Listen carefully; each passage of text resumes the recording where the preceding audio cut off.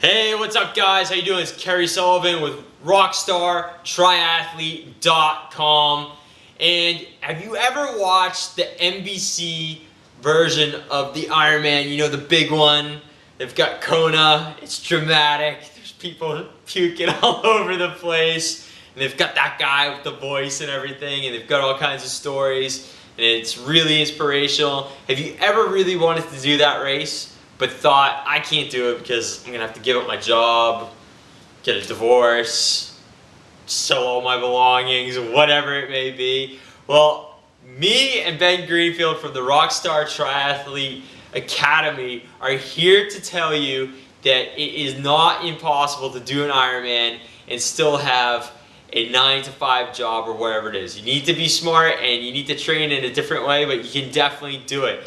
And we're going to give you, we've come up with 4 different things that we believe will help you get you on your road to doing an Ironman and maybe even the big show, Kona. So the first thing is you got to get used to the heat. If you want to do Kona, you got to get used to the heat. It's a hot race. You're going through the lava fields and everything else. So when you're training, a lot of people don't have a lot of extreme heat to train in, especially if you're in the colder climates. So you gotta do workouts where you're simulating the type of situations you're gonna be in with the heat. So you can do one workout where you take your bike trainer, put it inside, get out the humidifier, put on some extra clothes, put on a windbreaker. You can even wear long spandex on your legs, just things to make it really hot. And when you're doing this workout, do it for 2 to 3 hours on the bike. Make sure you're taking in plenty of fluids, of course. And you can also do this on the treadmill. Just make things hot as you possibly can. Maybe even get a little heater in the room too with the humidifier. Just make it hot and make it tough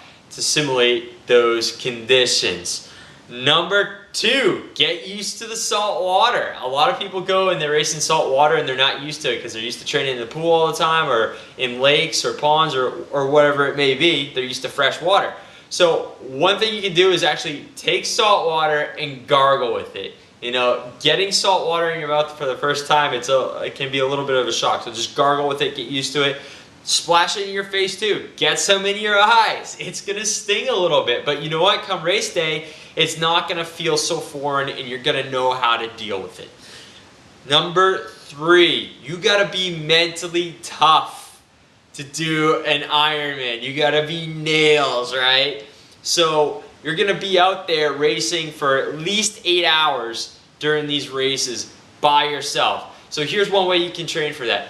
Get a backpack, put some food in it, put some fluids in it, go for a long hike. Go on some trails, go in the mountains, whatever it is, and go out there for a good 8 to 10 hours just by yourself. No iPod, all right? No iPod. You're not going to have music when you're racing, so no iPod on this long trek. No jock jams or anything to pump you up. Just go out there and build that mental toughness, and you can learn a lot about yourself that way as well.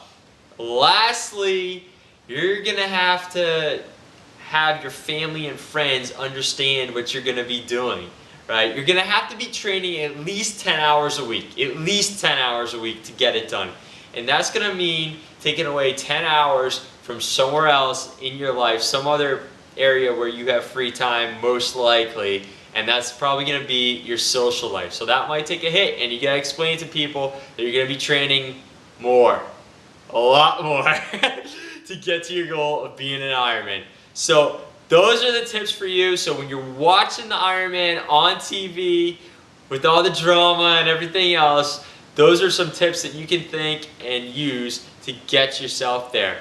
Rock on and have a great day. Bye-bye.